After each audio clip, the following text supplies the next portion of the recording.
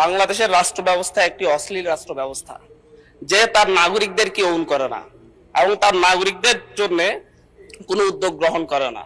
উদ্যোগ গ্রহণ করার ক্ষেত্রে যারা দেশের অর্থনীতিতে ভূমিকা রাখে, যারা দেশের কল্যাণে ভূমিকা রাখে, যে যত বেশি ভূমিকা রাখে তাকে তত বেশি ডিজোন করে। সেই জায়গা থেকে তার কথার সত্যতা অনুযায়ী এই যে আমাদের মধ্যে বাংলাদেশে প্রবাসীদেরকে সবচাইতে বেশি ডিজোন করা হয়ে থাকে।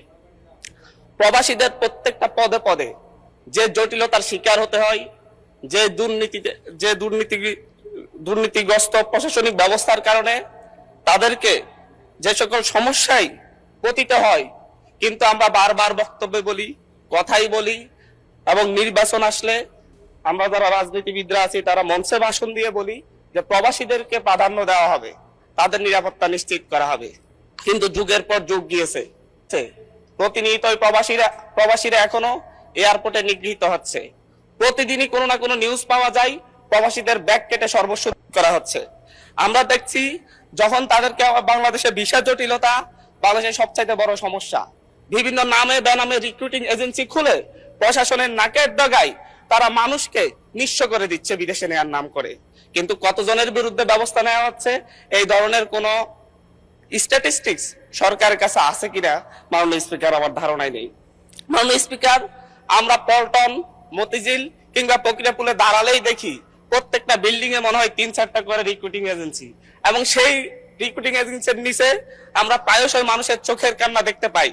কিন্তু সেই সকল রিক্রুটিং এজেন্সি কোনোটা, অধিকাংশ রিক্রুটিং এজেন্সি লাইসেন্সবিহীন, কিন্তু তাদের অফিস বন্ধ হয়েছে আমরা খুব কমই দেখতে পেয়েছি। মাননীয় স্পিকার, প্রবাসীদের বিদেশে নেওয়ার নামে আমি গতকালকে বলেছি, ভুয়া কোম্পানি খুলে তাদের কাছ থেকে চাহিদাপত্র এনে দেশের শ্রমিকদেরকে নিয়ে তারা জায়গা জমি বিক্রি করে বিদেশে যায়। তাদেরকে সেখানে নিঃস্ব অবস্থায় রাস্তায় ফেলে দেওয়া হয়, না খেয়ে রাস্তায় মারা যাওয়ার রেকর্ড পর্যন্ত হয়েছে। কিন্তু বাংলাদেশের দূতাবাস কিংবা বাংলাদেশের মন্ত্রণালয় এই ব্যাপারে আনুষ্ঠানিকভাবে কোনো দুঃখ প্রকাশের বিবৃতি পর্যন্ত আমাদের চোখে পড়েনি। মাননীয় স্পিকার, আমাদের এই বাংলাদেশের এই যে ভুয়া কোম্পানি তৈরি করা এবং ভুয়া এজেন্সির নাম করে, ভুয়া কোম্পানির নাম করে শ্রমিকদেরকে, বাংলাদেশের সাধারণ মানুষকে প্রতারণার শিকার হয়ে নিঃস্ব করা হয়, এটার সাথে বাংলাদেশের দূতাবাস, বাংলাদেশের মন্ত্রণালয় সহ প্রত্যেকটা গ্রুপই জড়িত, এবং সবচাইতে বেশি জড়িত বাইরের সিন্ডিকেট।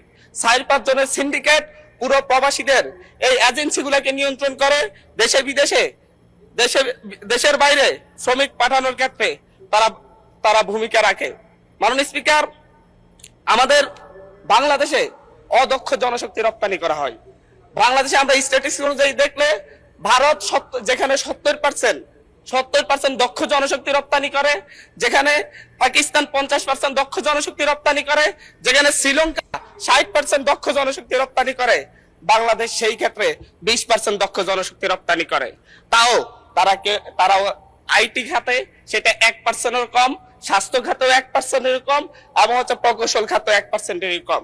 মাননীয় স্পিকার, আমরা প্রতি বছরই দেখি, বিভিন্ন স্ট্যাটিস্টিক্সে দেখতে পাই, জরিপে দেখতে পাই, প্রতি বছর 1,20,000 থেকে 2,50,000-এর মতো মানুষ প্রত্যক্ষ বা পরোক্ষভাবে ভিসা জালিয়াতির শিকার হন। কিন্তু কতগুলো ভিসা জালিয়াতির ঘটনায় বিচার হয়, এই ক্ষেত্রে বাংলাদেশ অনেক পিছিয়ে রয়েছে। মাননীয় স্পিকার, 2019 থেকে 2023 সাল মাত্র 4 বছরে প্রায় 20,000 প্রবাসী টিকিট জালিয়াতির মুখে